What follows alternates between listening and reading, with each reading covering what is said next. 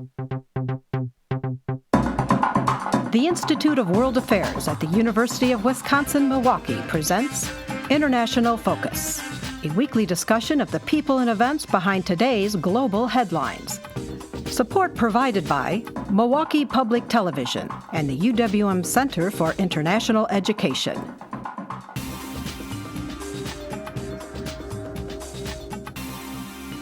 Now here's your host, Doug Savage.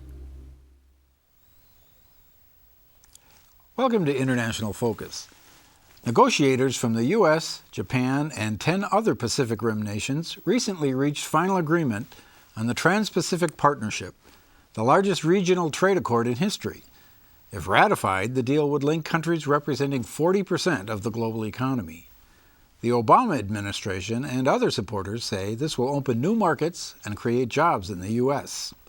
Opponents warn that TPP and similar trade agreements give large corporations the ability to pursue profits at the expense of national sovereignty. At the heart of the debate is a provision known as Investor State Dispute Settlement, or ISDS, which gives corporations the ability to skip domestic courts and sue the host country government before a panel of private arbitrators. In one such case, brought under NAFTA, a U.S. corporation sued Mexico's federal government over a local decision to deny a permit to operate a toxic waste dump. The company was awarded a judgment of more than $15 million. Our guest today has kept a keen eye on how international trade agreements impact the public policy of signatory nations. Jeffrey Drope is Vice President of Economic and Health Policy Research at the American Cancer Society. He also serves as an Associate Professor of Political Science at Marquette University, where his research explores connections between public health and economic policy making, especially in the areas of trade, investment, and taxation. Jeffrey Drope, welcome to International Focus. Thank you, Doug. Nice to be here. Well, let's start out with just some basic definitions. What is this ISDS thing? Well, investor state dispute settlement is a mechanism that was developed in the late 1950s and sort of came to fruition in the 1960s to protect international investors from situations that were difficult for them. Originally, it was conceptualized as a way to protect investors from things like expropriation, from other types of predatory happenings in other countries, particularly countries with weak judicial systems, where it was pretty evident that they would not be able to get the kind of justice that they needed to be able to protect their investments. So it was born of necessity. I might add that things are considerably different in most countries than they were in 1959. And so the need for ISDS has has most certainly evolved over time. And many critics, as you have pointed out, now suggest that it is much more now a tool for corporations and actually disadvantages governments. So the dynamic has changed markedly. Where it looked like corporations were the victims previously, now it looks like maybe the tables have turned a little bit. And you certainly hear a lot of particularly smaller countries complaining when they become targets of these types of disputes, that they're in a position of significant disadvantage. Well, I'd like to read for you a quote from the U.S. Trade Representative who says, ISDS is a neutral international arbitration procedure that seeks to provide an impartial, law-based approach to resolve conflicts. So I think in its best case scenario, that is what it would be. How it has actually manifested in practice is perhaps different, certainly in some circumstances. So, for example, just to give you some idea of the difference between it and what exists in the World Trade Organization system. So in an arbitration system, what you have is a corporation, a firm, that is able to file a case against a country's government. This is fundamentally different than what we see in the World Trade Organization, where it is a state-to-state or country-to-country, if you will, dispute settlement mechanism. So in the case of, I'll give you an example, right now, we actually see arbitration against the country of Uruguay over its large warning labels on its tobacco packaging. And this case was launched against the government of Uruguay by Philip Morris International, a Swiss-based company. And Uruguay is a very small country. It's 3 million people. It has, while it is now been classified as a high-income country by World Bank definitions, it's still a small country, and these cases can cost $5, $10, $15 million, depending to whom you speak. They're very expensive. And in this particular case, Uruguay was actually ready to abandon its case and basically just give up and concede to the demands of Philip Morris. So what was going on in Uruguay that Philip Morris was so exercised about? They wanted to have their warning labels up to 90% of the size of the side of the package of, say, cigarettes or other tobacco products. And Philip Morris felt that this was a violation of its intellectual property, and then said that within the bilateral investment treaty between Uruguay and Switzerland, that this was a violation of the parameters of that agreement. So essentially, ISDS cannot impact the law directly and explicitly. There's no way that people can be compelled, governments can be compelled to change a law, but it can make enforcement of the law very costly. Well, it can, but they can actually compel compensation. So within the arbitration, hence the word arbitration, within an arbitration panel, the arbitrators can rule that compensation is due to the firm. And this, of course, is not always something that can be implemented or enforced effectively, but it also can be enforced, in which case it can be very costly. So there are costs in real terms, and then there are sort of costs in terms of the threats sometimes of these things. So it can have a chilling effect. If I know I passed this law denying you your ability to do something I don't want you to do in my country, it could cost me. Most certainly, and we're seeing this right now. Australia passed plain packaging of tobacco products. I work for the American Cancer Study, so you can tell I look a lot at cases that deal with public health. But in this particular case, they've been taken to arbitration through a Hong Kong-Australia free trade agreement. And it's very interesting because other countries have said, oh, we're not going to look at implementing any type of plain packaging for our tobacco products until this case is resolved. And in fact, there is also a case at the World Trade Organization. But I want to return for a moment to the World Trade Organization dynamic. It's really important to note that it is state to state. So when a firm has an issue about which they're concerned, they must take it to their own government, and the government has to essentially represent the firm in the dispute settlement mechanism. Now, don't get me wrong, it's not like the firm doesn't have a lot of input, and what I often observe is that the firms are directly paying for the legal costs of the actual government's case, probably a separate issue altogether.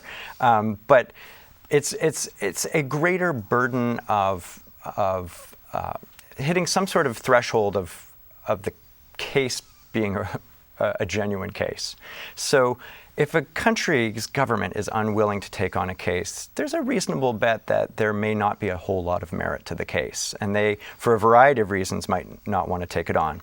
Now, you could imagine the opposite scenario, that there are political reasons why a country's government might not want to take on a legitimate case. So you can see the counter-argument from firms is, hey, look, I can't count on my government to do this, so therefore I need to be able to address these issues directly, and I can do so within something like the International Center for the Settlement of Investment Disputes. This is part of the World Bank. So this is an arbitration mechanism that is an ISDS. It serves these ISDS provisions in investor agreements. So walk us through how the nuts and bolts of a case might work. I mean, first of all, to whom do I take my complaint? Well, it depends on what your agreement says. So it usually happens within the parameters of either a bilateral investment treaty, or some of the bigger multilateral trade treaties have investor chapters in them. So, for example, NAFTA would be a very good example of a trade agreement that actually has, it's much more than a trade agreement. It's a bit of a misnomer to call it a trade agreement. It's an economic agreement. It's an international economic agreement. It includes trade and includes investment, includes actually a number of other things.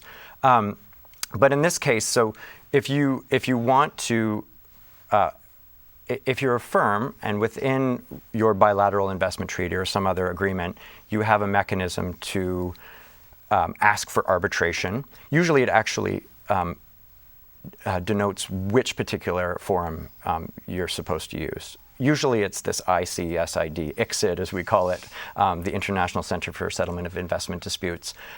They have, I think they've participated in about 2/3 of the world's arbitration cases over the last 50 years. So you file a case within this mechanism. So it's firm against country government, and you basically make a legal case. And within this mechanism, typically what you see is it's a 3-member arbitration panel. Each side gets to choose one person, and then they agree on the third person. And you can imagine this is a pretty interesting dynamic, because it really, if you think about it, comes down to the person they agree upon. Right. And so each side is gambling. The tiebreaker. It is the tiebreaker, because you assume that your guy, as it were, the person that you chose, could be a woman obviously as well, that they will side with your case. You're going to choose someone that's going to likely be sympathetic to your side of the case. But the tiebreaker person is obviously instrumental to the success of each side. And who are they typically? And what kinds of professional backgrounds might they have? Well, this is a really great question, Doug, and this is where we see a lot of criticism. It is a veritable revolving door of the same people. So what we often see is the same lawyers who are arguing one case are actually the arbitrators on another case. And this really troubles the community that is skeptical about these ISDS provisions. They don't believe that this creates a very level playing field, because, well, if you were to talk to these arbitrators, they would tell you that they are highly professionalized, which many, many of them are. But you can imagine that this leaves a lot of room open for maybe some questionable decisions and questionable behavior, because they face other, could be things that they participated in previously. It could be looking forward to the future and the future work that they might like to get. So you can imagine this is not a great system. And to contrast it with the World Trade Organization, while not perfect, what you have is a roster of potential judges. And they come from a variety of backgrounds, many of them legal, but not exclusively. And then the countries actually they agree upon a set of, for lack of a better word, judges within these panelists, who can adjudicate the case in the World Trade Organization. It's argued to be more neutral, just essentially a more professionalized system. Many are skeptical about what is going on in terms of international arbitration of these investment cases. Well, let's talk a little bit more about how this works in the context of the agreement that's in the news most recently, the TPP. But first, we'll take a short break. We'll be right back. The Institute of World Affairs presents our community with a range of public programs relating to global issues, U.S. foreign policy, and the world economy. For more information about the Institute of World Affairs, call 414-229-3220 or visit our website at www.iwa.uwm.edu.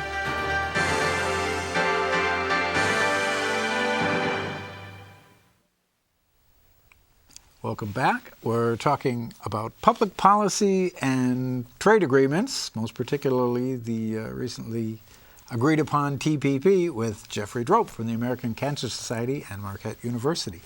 Well, let's talk a little bit about the TPP and just the scale, if we could. I mean, this is kind of, some people have characterized it as NAFTA on steroids. Is it fair enough?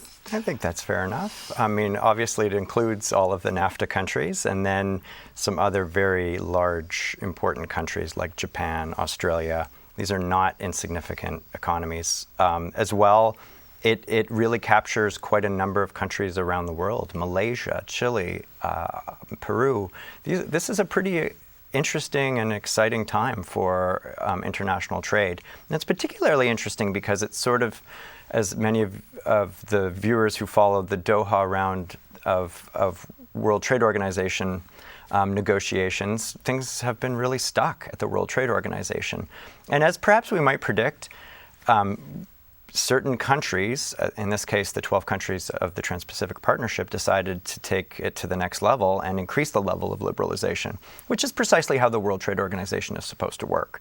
When things sort of sputter at the World Trade Organization, you expect that some countries that want to take it to a level of more liberalization, so lower barriers to trade and investment, will take it to the next level, and they will negotiate agreements that do so, which is precisely what the TPP does.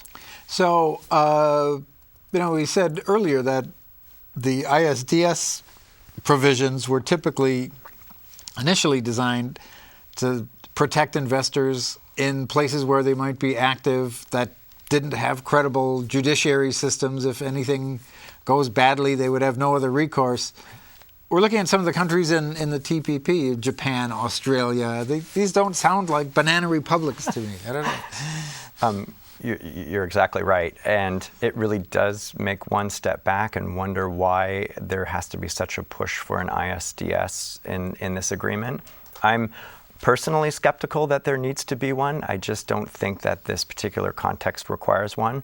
I think that corporations have pushed very hard on each of the negotiating parties to have the ISDS, and I think that really just speaks to these very, very strong interests. They want to have a mechanism that is very favorable to them, and they believe that it will be more favorable to have this in addition to a state-to-state mechanism. So it really, in a lot of ways, it's probably completely superfluous, and in fact, more realistically, it advantages larger corporations because it gives them another avenue to pursue disputes when they believe that they are not being treated fairly within the context of investment. So if ISDS is a provision within the larger text of the agreement, can a signatory say, we like everything else, but we don't want that part of it to apply to us? It's a great question. So far, no. That is not what's been happening. So no country is going to be able to opt out of the ISDS. As you know, we haven't obviously seen the final text yet. The one thing that we have seen is a very interesting development, and in my own area of expertise, is we have seen a special provision for tobacco tabled. And again, we don't know if this will end up in the final agreement. There's still time yet, but we're very hopeful that countries will essentially be able to opt out of the ISDS when a specific case pertains to countries trying to protect their populations from tobacco use. So it's a very specific provision. It's not entirely unprecedented, but it's one that I think has very much pleased many in the public health community. They had pushed for something more. They had pushed for, complete carve out of from the ISDS for tobacco. In this case, governments now have the decision whether or not they want to opt out of it when a particular issue comes to the fore. But it is very encouraging, actually. Well, and you mentioned from what you've seen, and obviously you're someone who watches this very carefully, and the fact that you haven't seen the complete text speaks volumes to the process. Talk a little bit about who knows what's in there.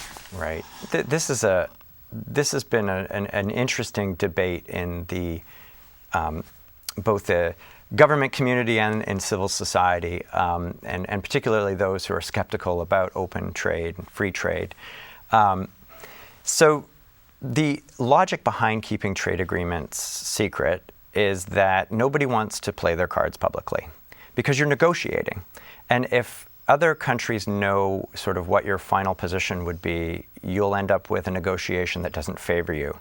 And so this is the logic behind keeping everything secret is, quite frankly, governments don't want to give up their negotiating position.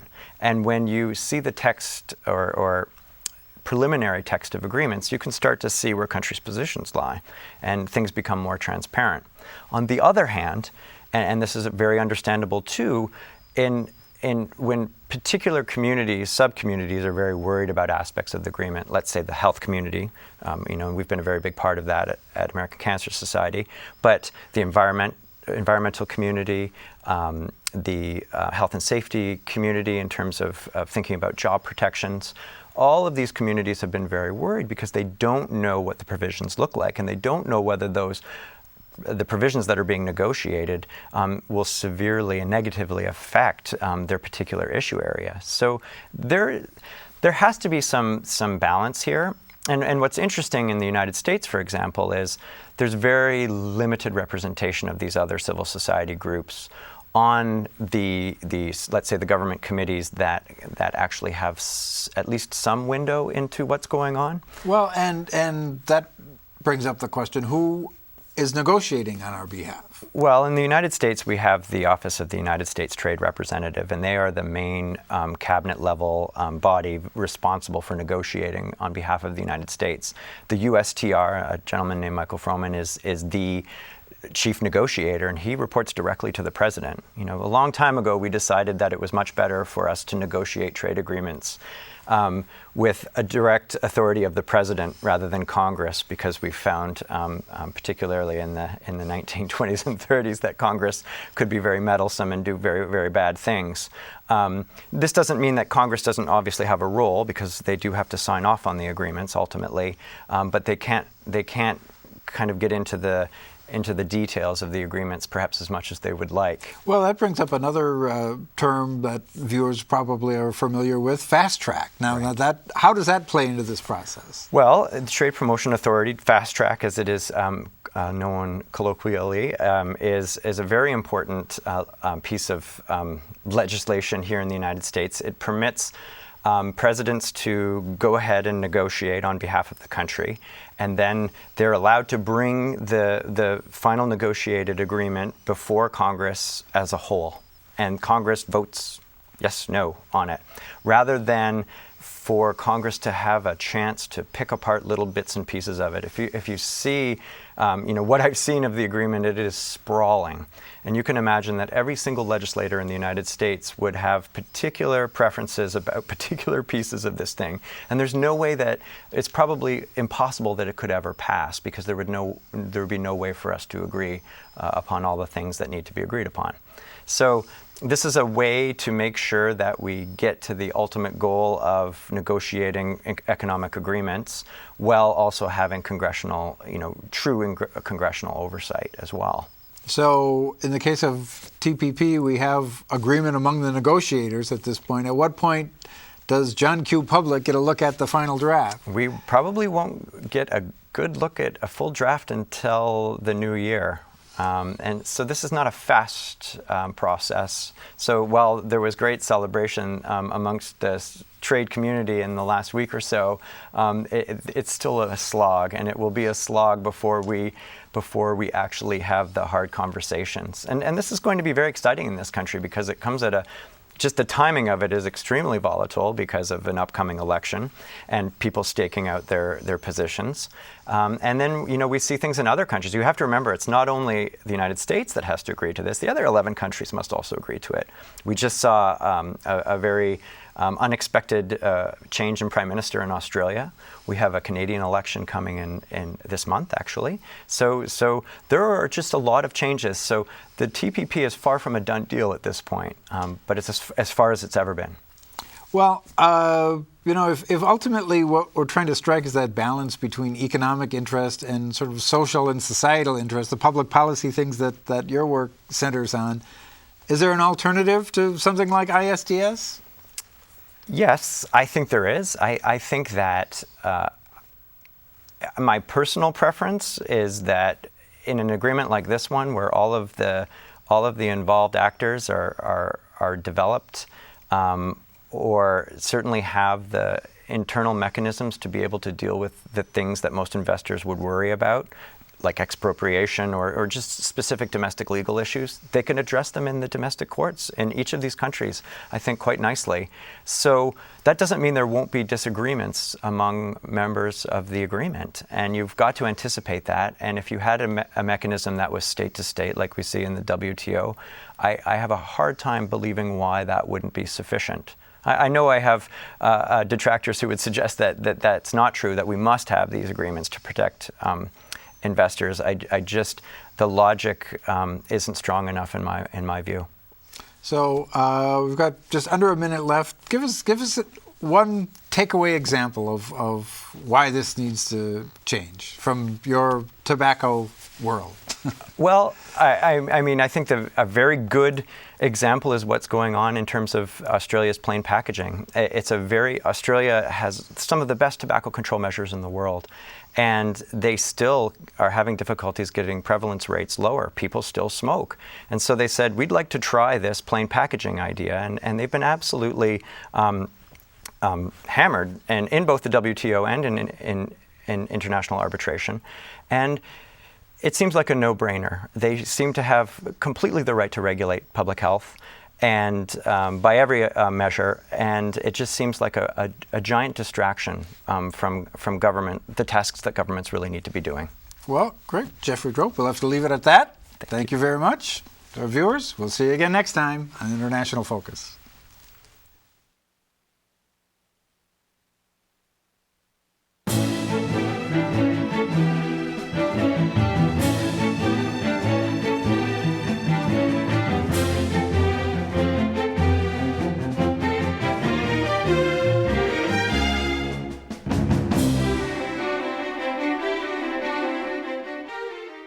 For information about the Institute of World Affairs and its many programs, or to become a member of the Institute, call 414-229-3220 or visit us at our website,